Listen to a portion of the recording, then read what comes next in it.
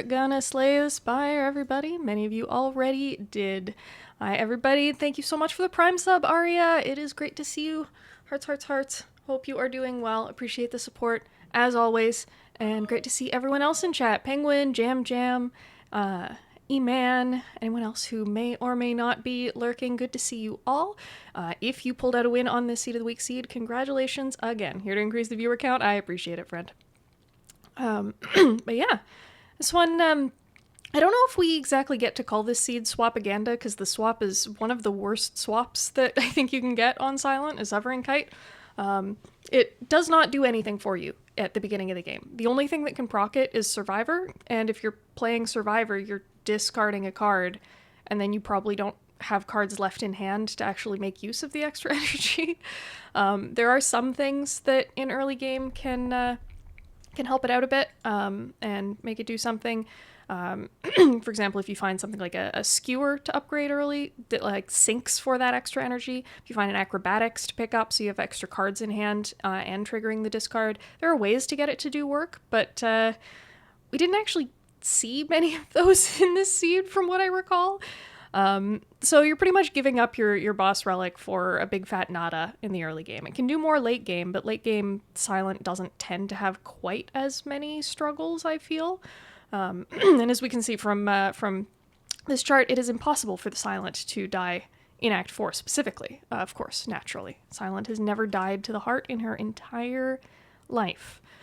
But yeah, rough swap, but a lot of swappers did still manage to pull out a win. And part of me is like how to interpret this exactly, because I think a good part of this is more experienced players are more likely to swap in the first place. How good swap is as an option for you depends on how effectively you can convert the bad swaps. So it's sort of a both ends of the bell curve thing, right? If you're a really, really bad player and the only way that you can possibly win a run at all is on a high roll, then swapping is a good choice, because maybe you get a high roll that actually lets you win, and on average you were going to lose anyway. If you're an extremely good player and you can convert things like the awkward kite swaps, the ecto swaps, the ones that aren't necessarily giving you the kind of value that you need normally to pull out a win in a way that suits the character's strengths, then you're also better off swapping, because, the low roll of you get Crown friggin' sucks, everybody hates it, but you can still build a decent deck out of whatever you happen to be given. Good to see you too, Apple. But yeah, so I think a lot of these 5 people are just in that latter bucket of experienced Silent players that are confident enough in their skills to be able to convert on the bad swaps. Doesn't make this any less bad of a swap, but they did a good job at pulling it through anyway. I clicked swap on this one. I've been getting more swap pilled on Silent lately. The swapaganda from Seed of the Week has been getting to me. And I didn't die in Act 1, so I will count that as a positive. I got reptoed along with a lot of other people. Repto's a huge jerk on this seed, but I think I got some good learnings out of it as well, which hopefully can convey to everyone else. Random colorless, very solid option. Swapping felt fine. Still took 3 elites. Yeah, a lot of folks did, and we'll see that when we get to the the pathing charts. But all of the 3 elite pathers this seed were swappers. So just get a bad swap and run headfirst into the aggro path anyway on Silent. Who says Silent is squishy in Act 1? Just please believe. Happy Kite Believer seed to those who celebrate, semicolon, being the biggest kite believer of them all, buying the Tactician in the early Act 1 shop, saying, I'm not concerned about having excess energy, I'm going to give myself even more excess energy. And to be fair, it paid off late game. Another Tactician did not come around. It led to a useful deck, but I still think that pick was sus as hell. Swapping into Snecko can be a tricky Act 1. There are ways to make it pop off a little more. Silent does have some good enablers for it, like bullet time. Snecko is huge, for example, if you can find that. And just knowing that you can build towards Snecko picks from the very beginning can help shape things up a little bit better. Like an Act 2 Snecko on Silent I think is really weird, because how many Silent decks by the end of Act 2 are in shape where they would still want a Snecko? Not all that many. Yeah, when there's more runs, be really interested to see character versus Act 1 boss swap matchups. I'm not sure I'm parsing that exactly? Of like for each character, what percentage of boss swaps made it out of Act 1? Is that what you're angling at? Okay, perfect. And actually, I should plug this as well. The lovely Get Wrecked Mate, or Matey, has been making some aggregate Seed of the Week stats for everyone, pulling across all of the different, I think this is number 20, all 20 Seed of the Week seeds that have happened so far. Pulling out some statistics on Meow option win rates and card pick win rates so far. But if there's other things like that of getting out of Act 1 stuff, just plug for the Discord. Please toss your feedback in there. If you say it right now, it will fall completely out of my brain. But they might see the message directly. Been doing a great job. And also, invitation, if anyone else here has a little bit of coding knowledge in chat and is curious about these kinds of statistics, all of the raw run data is available, is public. It's linked on the main Seed of the Week stats sheet, or not the stats sheet, like the main master sheet. Has links to all the folders with all run histories for each seed. So if you want to do your own aggregate processing on that kind of stuff, Bob's your uncle. I encourage it, and please let me know what you find. But going back to this specific seed again, we talked a bit about the boss swap. The random colorless, I think, is also a very strong pick. That's what I would have gone for if I didn't swap on this seed. And two very good hits from it, Discovery and Dark Shackles. Both very strong. I think Shackles may be a little bit weaker on Silent because Silent has Piercing Wail in her card pool already, and the other three do not. So it's more replaceable than a Discovery. Discovery, like the upper ceiling, the upper power ceiling on Discovery is absolutely freaking stupid, and even in the average case, it's just a very strong card. I don't think you can go wrong with either. I think there are good arguments for both.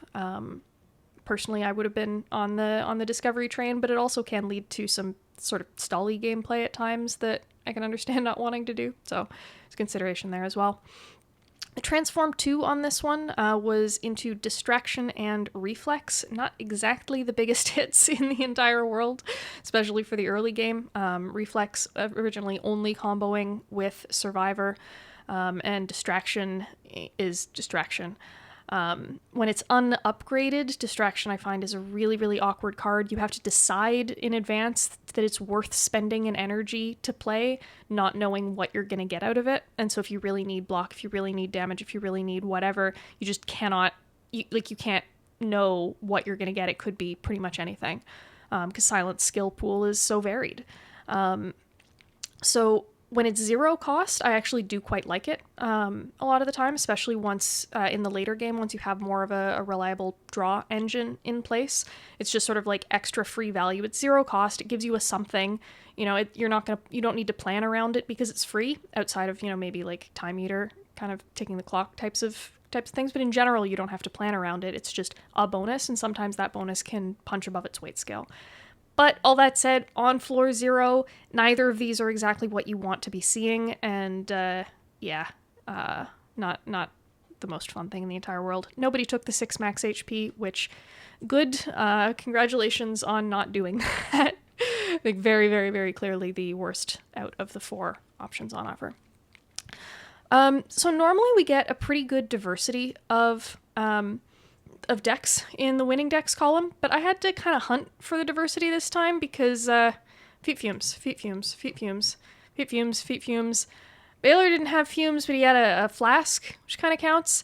And semicolon, I put you in a separate category. You were a discard monkey who just also happened to have feet fumes and a sadistic nature and some other stuff. But I had reasons for putting you. You did more draw discard stuff than anybody else did on this seed, so good job on making there be a separate thing. But this was so overwhelmingly the archetype that I had to make a separate sheet for it just to show this in charts of, Footwork is a good card.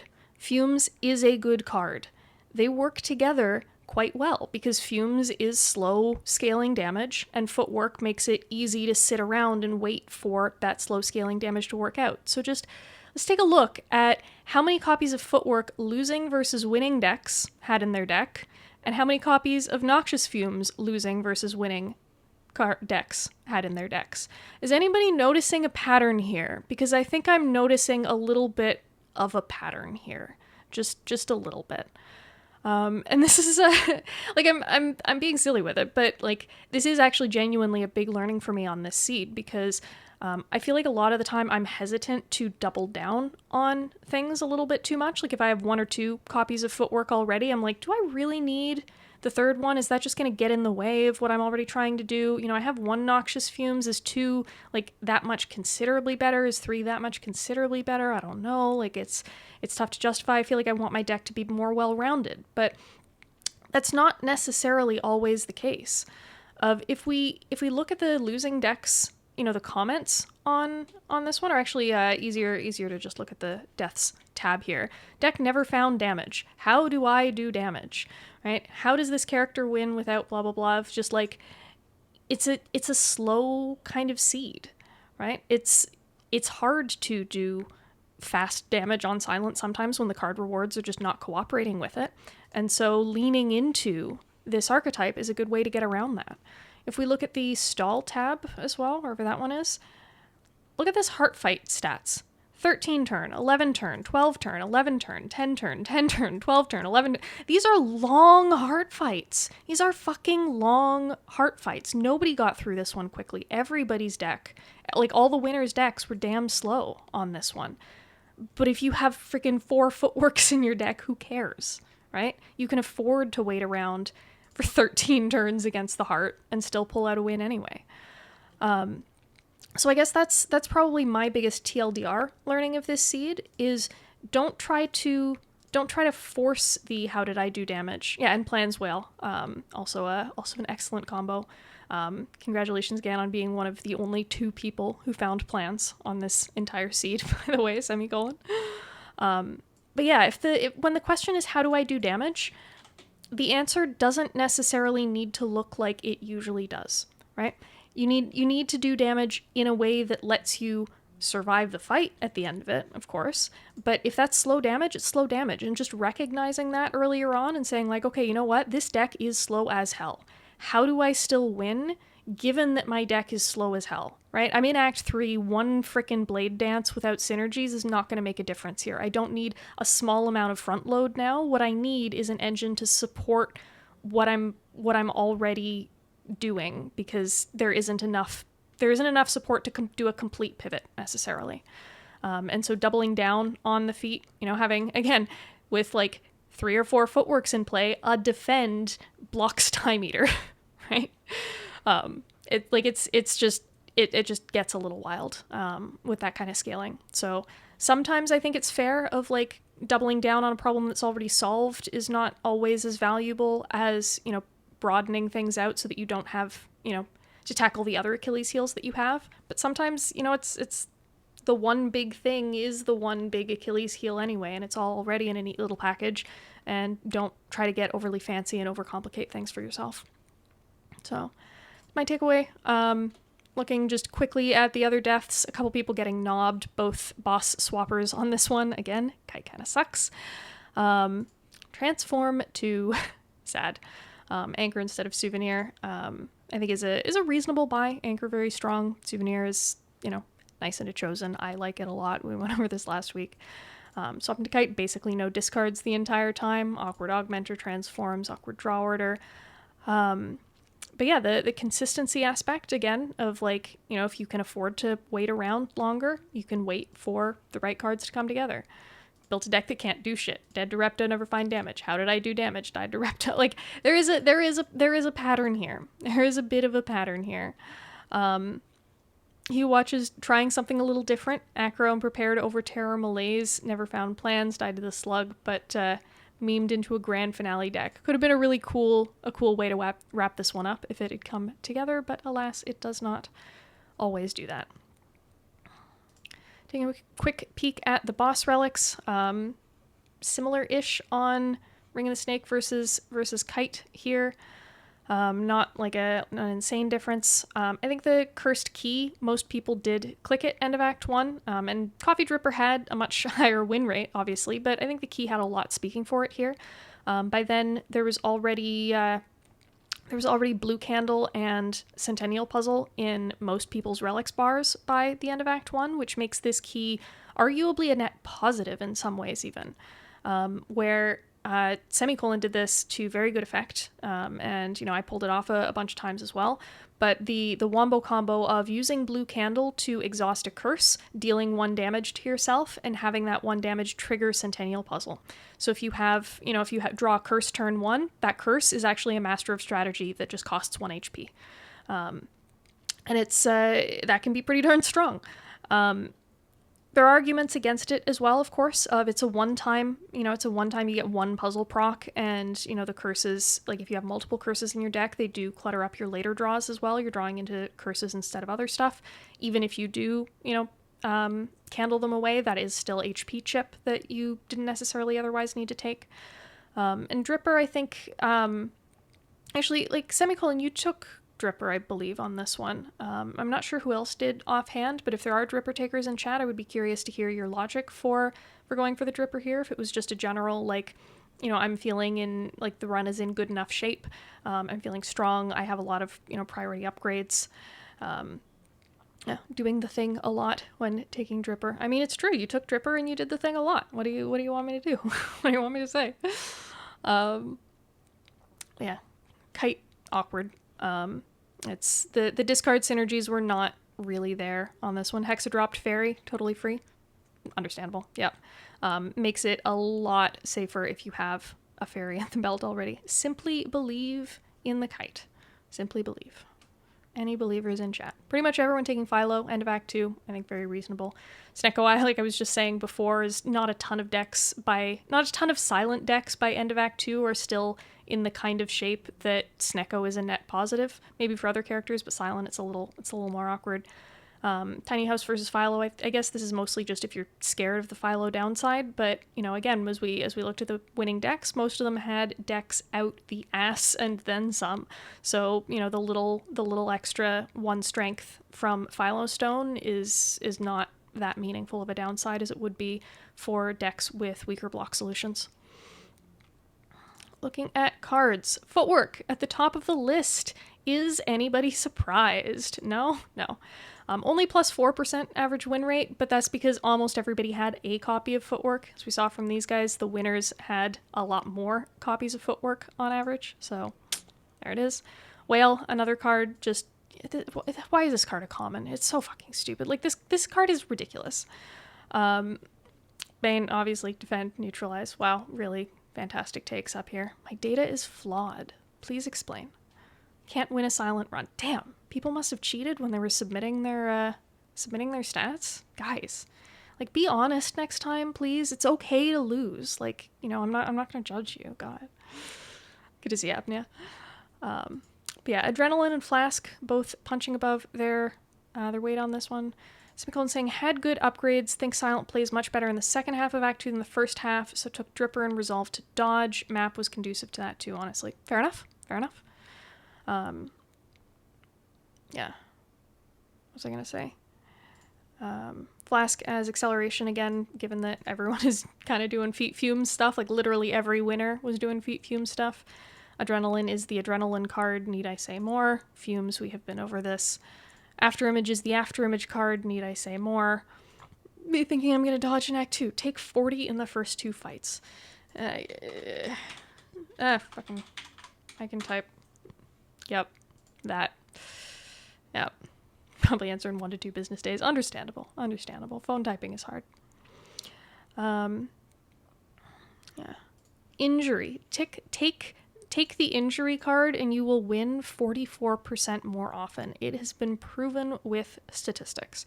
Definitely not just an artifact of the people with injury in their deck made it to late game with a cursed key for long enough to, get curses from that. Definitely not that. It's the injury card is extremely powerful. Leg sweep sucks. Anybody else thinking leg sweep sucks? But genuinely, on this seed, I think, like, if you have freaking 4 footworks in play, leg sweep is only getting partial value out of those relative to 1 cost block, right? Because you're only getting all of that dex applied once, once per 2 energy instead of once per 1 energy. So, yeah, I don't know. That's the only thing I can really think of for the negative there. Injury draws 3 for 1. True. Master of Strategy. Who hates Master of Strat? Yeah, now we're just into the low sample size things. Sadistic nature is fun. I think this only showed up pretty late, so, selection bias. But we'll see that on the shop purchases tab as well, which is a new shiny tab. I added another tab to this for the first time in a while, you guys.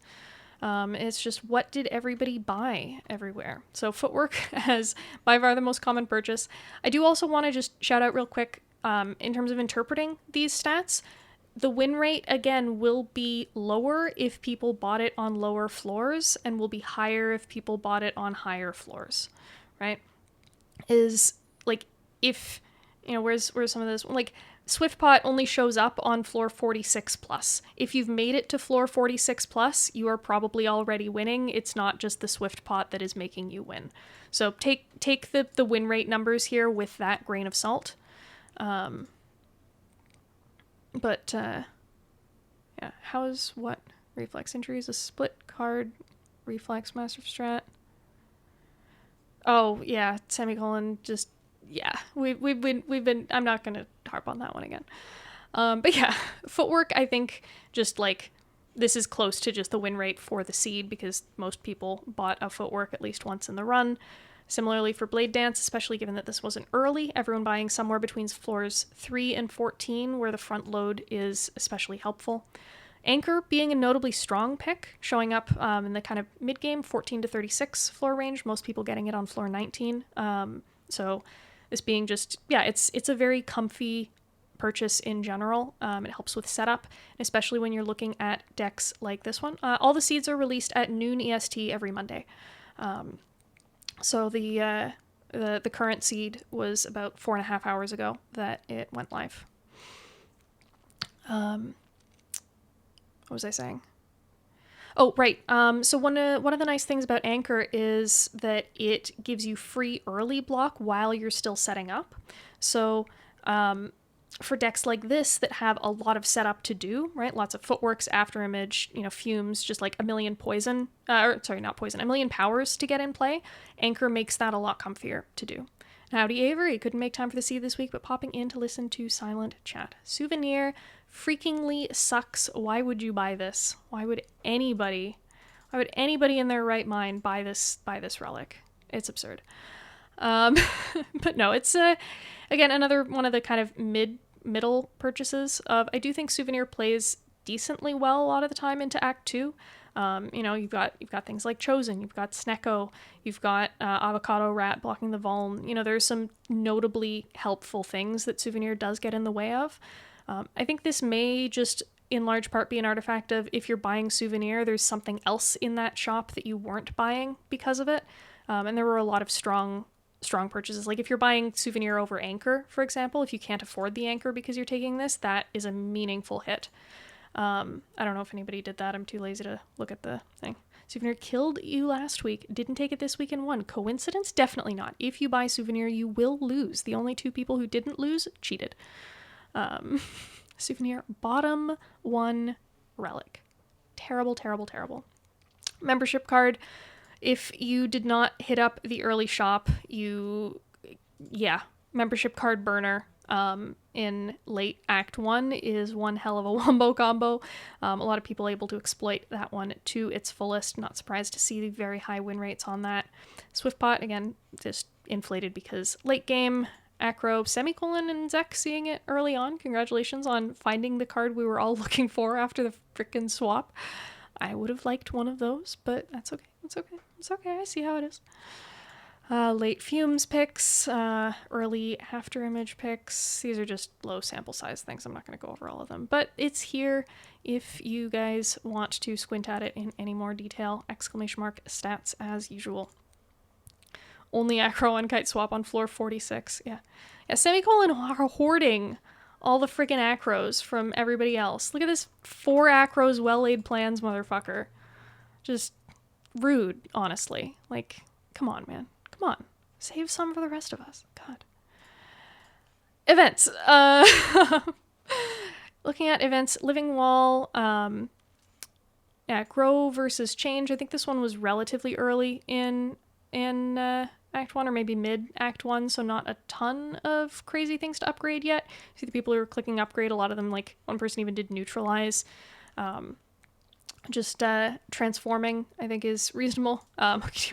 Transforming the reflex after the awkward transform 2 from Niao. Try again, transform machine. And I believe he removed the distraction as well at a shop, so just get rid of your Niao bonus as quickly as possible, I suppose. Bonfire Elementals, it's basic versus uncommon. Whatchamacalls, this again into a hexa boss, and I remember seeing this one pretty late in the act where I didn't actually want, the heal considerably, and I didn't have a ton of good uncommons to give up, so it's sort of a forced basic remove for me. I'm not sure when these people saw it, but I think uncommon is not usually an option that I go for. I usually go for either basic or rare for the max HP. But I don't think there were any rares either in my deck at all, or that I was willing to give up at that point in time. So understandable that going for the middle ground, especially if it lets you take a more aggressive path ahead. Stealing a Matryoshka, SMH my head, thieves, how dare. Gold instead of the dagger, Golden Shrine, semicolon being the only one to desecrate and get the extra gold, which honestly I expected like at least one or two other people to do this given the blue candle in deck, but I think again it's the, if you don't need to, you don't need to, of introducing extra risk of ruin. If you do not fight the Mysterious Sphere, you will die. All of these runs died. It's clearly because of that, and not just an artifact of if you have reached Act 3 and you are still terrified of the Mysterious Sphere fight in general, then there are probably bigger problems with your deck that are going to show themselves very soon, like for example in Repto. Did all three of us die to Repto? Suki, Velati, Potato... Yep. All three of us died to Repto. How does causality work? If anyone ever figures it out, let me know. Do not leave gold behind in the world of goop. You will also die. Again, definitely nothing else possible to explain that one. Just sort of mixed bags on these ones. Giving up Poison Stab or Dagger Throw, I think, is a reasonable card to let go of. I don't know what the potion or gold prices were on these, but yeah, fair. Transform, strong default. Yeah, nothing else too crazy on here, I don't think. Speed, Zach back on top. Croven, you're back to number 2. Gotta speed it up by at least another minute next time. Semicolon, topping the charts by a good amount. There is nothing wrong with being slow. I am a insanely slow whenever I'm on stream. I don't know, something about streaming, and my brain does not work properly. But yeah. Double sub 1 hour runs, everyone else in the hour to hour and a half range. I think on the quicker side for what we normally see out of Seed of the Week wins. But yeah. Skimming through the damage, I don't know that there are a ton of crazy trends on this one that are worth noting. Like, everyone kind of had similar early games. Boot, congratulations on having the cleanest late game, I think. Got all that green and only red versus Tim. Everyone else, I don't see any big patterns here of like, based on Niao or whatever else. It's just kind of some fights are harder, some fights are easier. Any other sad nats? Baylor on floor 46. Oh yeah, you got yours from the sensory stone, right? Yeah. So Baylor and Sonsnickel both had Sadnat, floor 19 and 46, respectively. Deck sizes 33 to 46. I think, yeah, feels good. He likes having fun, and he's an insanely strong enough player that he can do that. Yeah, exactly. Yeah, 33 to 46, I think very normal deck sizes for Silent Winds. High bar of 27, count them 27 relics. Who the hell got up that high? Boot. Please farm. Any respecters in chat? Me and Zek both resting into Hex on 6 and 12 HP respectively. Fair. Low bar of disrespect being Emu Farmer on 9, but did get through Hexa before getting, so never punished. Act 2 boss not resting on 10. I assume that's probably either with Dripper or just being, having a fairy in the belt and feeling confident. I'm guessing one of those two. Otherwise, kind of a mixed bag, and yeah, mixed bag. I don't know. Nothing especially crazy. We looked at stall already, just slow through the late game. Not surprising. Let's look at these guys. The Act 2 rest is so chaotic. Yeah, for real. Just like, are you resting? I don't know, freaking maybe. Yeah, a lot of graphs. We will zoom in on them so they're not all being terrifying at once. I have like all of them broken down. Most of them on any given week are just sort of like, yeah, whatever, these are numbers, but it's which one or two will have interesting trends on any given week. It's like always a different one.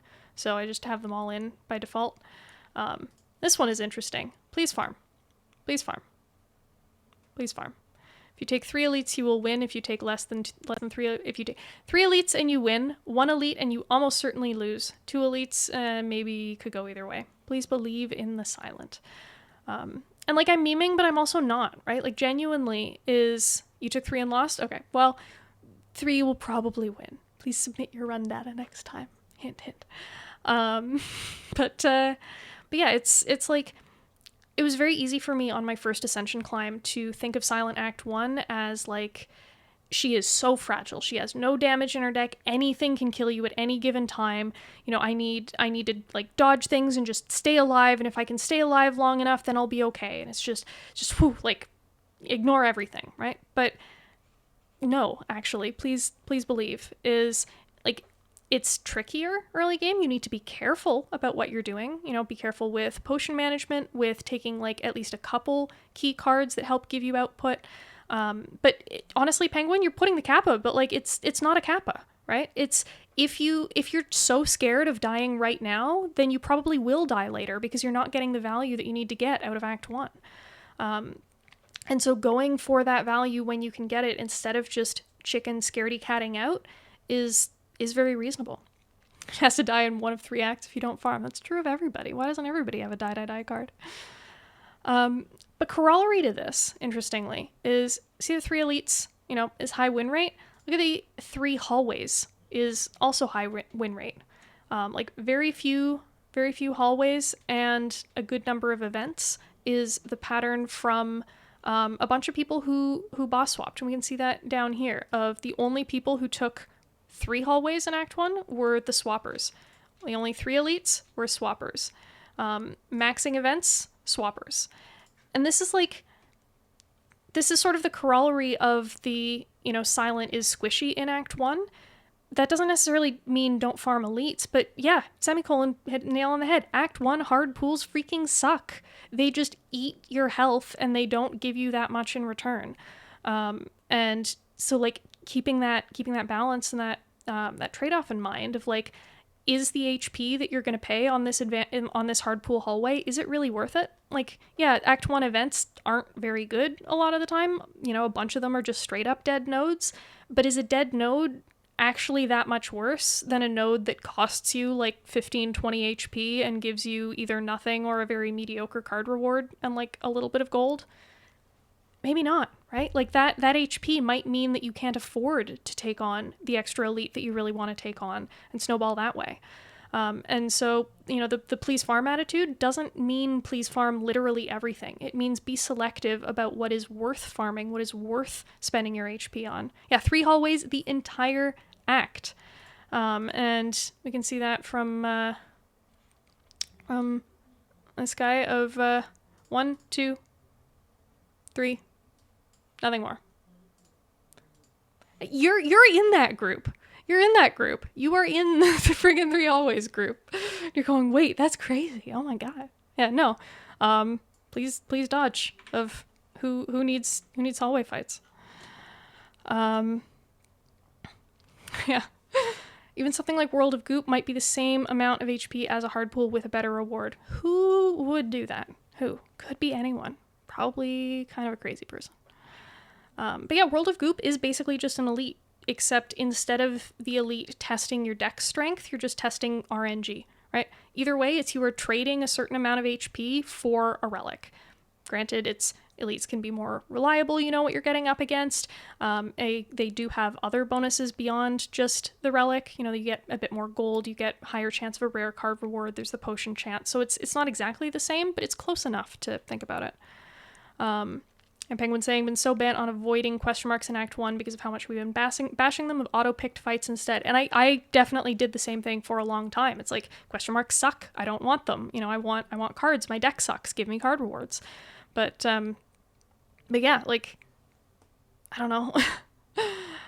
Sometimes they're just ass, right? Some hard pool hallways are just actual ass. And if you can get your deck in good enough shape without them, I think shops are actually pretty key to that a lot of the time. If you can find a good relatively early shop and buy the cards that you need, so you don't have to like bash your face into a bunch of hard pool hallways to try to find them, then it's like, okay, I'm chilling. You know, I can just look for relics and, you know, play it smart that way. All about question marks before the shops. Get that serpent gold and remove the doubt right away. Imagine playing a character that doesn't heal 6 in every hallway. Weird. Pie tactician? Semicolon? Why you quoting me on that, man? Don't do that. Don't do this to me. Yeah. Is there anything else major that I noticed out of these? Most people just friggin' dying to Repto before an Act 3 shop is sort of a funny chart there. The yellows are people who died before they finished the act. Yeah. And these are only broken down for Act 1, but I think I showed the main ones that are interesting stats-wise. Act 2 boss card reward. So I don't have stats on that specifically because what card you see from the boss is not fixed the same way that what relics you see from the boss is fixed. It depends on your rare card chance going into the boss fight, which depends on pathing up until that point. So different people will just see different cards at end of Act 2. If you look at if you really do want to know, you can check out the choices detail sheet and just scroll to the boss reward. And so like, this is what people are picking in general. And yeah, I did, by the way, I did reformat the detail sheets, the path detail and choices detail. So now it's filterable.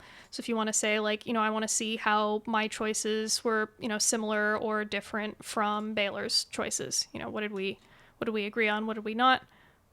Why isn't that filtering? Okay, well, that only goes to 20. I will fix that for next time, but it's supposed to just filter down to, the runs that you're thinking about to make those kinds of comparisons easier. Need to fix end of act rare card. Wish it was fixed. Yeah. I remember someone at some point talking around the idea of like a seed fix mod, but I don't know if anything actually came of it.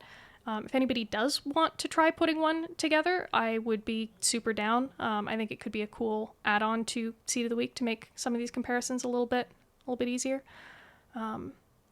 But yeah, no pressure. Obviously, there's still a lot that we can do, with these stats, even without it. Looking at blue keys, a bunch of people keying the Maw Bank early. I really thought about this one as a key, but I don't know. I decided against it. That may have been wrong. Who knows? I did get to key Periapt later, though, so #neverpunished. Granted, it is on a seed with Cursed Key, so it's actually a Periapt that does something a lot of the time, so maybe even that was a bad key, but who knows. Matryoshka is an excellent key if you get that opportunity. It's, you know, Matryoshka is a relic that gives you a relic later, I guess, and taking the blue key gives you a relic later because you can actually take the thing from the Act 3 chest. And yes, there is a metric on the next tab coming up, Relic Stats. So yeah, please key this if you get the opportunity. Frozen Egg, I think also very, very reasonable key. Like late game, I'm happy to key any egg, but even early game, I'm pretty happy to key Frozen Egg. You just don't see all that many powers over the course of a run, and a lot of powers are not even necessarily ones that you want upgraded, right? Like some powers upgrade to innate, and you wouldn't necessarily want them to be innate a lot of the time. Sometimes it's only marginal value, and again, you might find them later, right? You might just find them upgraded in the first place. So the expected value out of a Frozen Egg is rather low. Why would you key Matryoshka? Okay, so let's think about what Matryoshka does. What Matryoshka does for you is it says, at some point, like at my later chest, I will get a relic. So I don't have a relic right now, but I will get a relic later. That's what Matryoshka does. If you key Matryoshka, you have a key, and the result of having that key is that you get a relic later. So literally, it's kind of free in that sense. And also on top of that, the relic that you get from Matryoshka is always 75% chance to be common, 25% chance to be uncommon, 0% chance to be rare. You can never get a rare relic from a Matryoshka. And the Act 3 mid-act chest could be anything. So Matryoshka is just a really, really, really sad relic. Semicolon saying, never keying Frozen Egg on green character. Can you win without either Footwork plus or Wraith Form plus, unironically? I mean, they are legitimately very good upgrades, right? But let's just skim silent powers for a sec, right? I guess they're sorted by rarity, not card type. So, got accuracy, sure. Caltrops, okay. Footwork, good upgrade. Infinite Blades, actively bad upgrade, I think, but not a card, or a lot of the time, but also not a card you're clicking a lot of the time. Fumes, solid. Well-Laid Plans, great. 1,000 Cuts, if you have it in your deck, you want it upgraded. After Image, you usually want it upgraded by late game. Envenom, solid if you have it. Tools of the Trade, sure. Wraith Form, good. Okay, so you know what? Fair. There are a lot of good upgrades from silent powers. It is definitely beneficial to have upgraded powers instead of non-upgraded powers. The trick is, how many of these are you really going to see throughout a run, especially if the Frozen Egg is showing up later? Because you also have a chance to just see upgraded cards, period, in the late game. And it's a reasonably high-ish chance in Act 3. So the value that you're getting out of the Frozen Egg is narrow down to how many powers you're even going to see in the first place between now and the end of the run, right? Now narrow that down to how many of them wouldn't have already been upgraded without the Frozen Egg, and then narrow that down to how many of them are upgrades that are actually, like, meaningful. And so, yes, it is positive. Like, I will give you that, it is positive, but is it more positive than something else that you're going to get? Because it's hypothetical positive. Right, Act 2 shot being powered is above bar for an Act 2 key. I think that's fair. Yeah, it's the only egg I would even consider keying, but I don't think this was at all unreasonable. I can see the argument both ways. But that would be my logic for why it's an okay key at the very least. And then yeah, the late keys. Akabeko really not doing much when your answer is Feet, Fume, Stall. So nice key there, and then the forced Lizard Tail. Now on to relic stats. Crovan interested in the Periapt, so let's jump there first. Boot and Cereal Bars and you yourself all tied for max Periapt value at 18 max HP. Pretty rare to see a seed where Periapt is doing anywhere close to this much. Yeah, some 18s, some 12s, bunch of 6s, a couple 0s. But yeah, Periapt is like almost, it like, how much does a mango give again? Mango's 14, yeah. So mango plus 4 max HP at delayed value in the best possible circumstance for this relic. Owns is a word choice. Owns is certainly a word choice. Puzzle owns, though. Puzzle owns. Friggin' 75 cards drawn. Right? Average of 50. That's a lot. That's a large number. That is a very large number, especially when it comes immediately next to the blue candle, so you can do the wombo combo and trigger it fairly reliably, instead of just like waiting. And so it becomes acceleration. Yeah, that's the appropriate amount of scare quotes, Linosaurus. Good to see you, by the way. Matryoshka, if you see a 1 here, this relic legitimately did nothing, right? Not a multiple 3 is probably because you just didn't have hand space to draw all 3 cards that it would have procced. So yeah, if you see a 1 here, all these people, 1, 2, 3, 4, 5, 6, 7, 8. This relic literally did nothing. It took up a spot in your relic bar, and then eventually later on, it gave you a relic that if Matryoshka didn't exist, why wouldn't you just get that relic right away? So it did actively nothing except delayed gratification. You have to survive longer before you even get the relic out of this. If you got 2, congratulations. You got some technically value out of this thing, but you had to wait for it. It's, awkward for the same reason that Black Star is awkward a lot of the time. Of like, if you can survive long enough without this kind of value, you're probably ahead of curve enough anyway. All the people who got 2 Matryoshkas won. Coincidence? True. Matryoshka must own. I take back literally everything I have ever said about this impossibly winning relic. Meat on the Bone is stupid. Average of 72 HP healed. Inflates the relic bar, and that's really what matters, is have large numbers. Be the winner on this chart. That is what matters. But yeah, meat is stupid. Average of 72 HP healed. Average. Also, I'm getting 144. That's insane. Like, what the hell? Meal ticket, respectable 43. Average of 17.5. Solid. I win the Maw Bank, y'all. I deferred my gratification.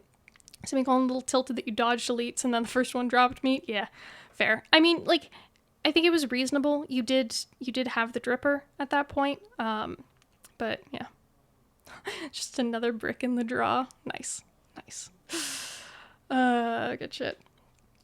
Warpaint, upgrading a defend for most people, but some reasonable hits outside of that. Flasks, acros, leg sweeps, dampy or dampi. Either way, thank you for the follow. Semicolon, you did in fact win the best hovering kite contest and by a fairly considerable margin. If anyone was still wondering why Semicolon did not go in the feet fumes category despite having feet and fumes, this is why. Actually doing other things with the deck as well. The rest of us just did not see the acros. Sad. Periapt we've been over. Cursed Key, kind of related. Get a lot of curses, get value out of them from that. Fun wombo combo. I forget who put it on the forum, but someone pointed out the seed cats are cursed because you just get all the cursed shit. Where was Duvu Doll? SMH. Blood Vial 32. Please farm. Ring of the Snake 65. Please farm. Both of these are just kind of different variants of who took the most fights. Lizard Tail only actually proccing for 3 people. 1, 2, 3, 4, 5, 6. So 1 in 3 people got to actually use their Lizard Tail. The other 6 just won. Don't cats guard against curses in Egyptian mythology? I would believe that. Yeah. Tail does nothing. Garbage. Mummy Hand 91. Rather large number. 988. That's an extremely large number. Jesus Christ. Like, early membership card is just insane. Like, I was so sad when I hit the first shop without enough money and saw goodbye membership card, goodbye incense burner, and goodbye a couple other very nice things. It was just like, why am I poor? If you didn't do that, congratulations. Please believe, I guess. 195 Snecko Skull, again, when you're sitting around and waiting for fumes to do its thing for a while. 900 gold is that good. Is 3 old coins and a little bit more duct taped together. Does that seem like a good relic? I don't know. Any opinions? Prayer Wheel, also literally useless for most people. Pellets doing a little bit. Bottled Apo, Bottled Terror, both excellent bottled candidates. And then just sort of stuff that only one or two people clicked on. that about takes us to the end of it. Yeah, I don't know if anybody else has sort of thoughts, comments, questions, call-outs, things that are worth squinting at. As usual, again, if you lost on this seed, your breakdown is on the losing decks tab. I don't group them up and go over them specifically, but if you want to compare your run to someone else's, the option is there for you. Yeah, Ceramic Fish topping out at 27. Damn. I mean, it's probably a really late pickup, right? Boot was also had the most relics out of everyone, so dug deepest into the relic pool. So if you're only seeing Ceramic Fish on floor, I don't know, 1 billion, it's not going to do much. Rigged. True. All right. I'm going to see who's on. I clicked the wrong button on my phone. Yeah, thanks for hanging out, guys. Let us go and say hello to Mr. Calvin's. Doing another watcher sample, it seems. Oh, also, before we go, I need to plug my crossword shit, because I'm having fun with these. They are kind of the first crossword is like really bad, so full disclosure. But the later ones are just like kind of awkward in places, but they're fun. They're Spire themed. They're good. Please crossword. I am an exclusively crossword streamer now. Yeah, there's 5 of them now. Working on number 6. I mean, I haven't started it yet, but yeah, there will eventually be a number 6 probably. And yeah, if you decide to play them either on or off stream, let me know. I want to watch people solve them, partly because it's just emotional gratification, but also partly because it's actually really useful to me to see what kinds of clues people stumble on versus what kinds of clues are like super free, as just sanity check for when I'm making things too obscure or too easy. So that's my plug. Anyway, enough of that. Let's go say hello to Mr. Calvin's whenever this freaking raid thing loads up. Thanks again for hanging out, everybody. Defect Seed of the Week is live. If you've already done it, then good job. If you have not and you plan to, best of luck on your runs, and I will catch you guys on the flip side. See you later.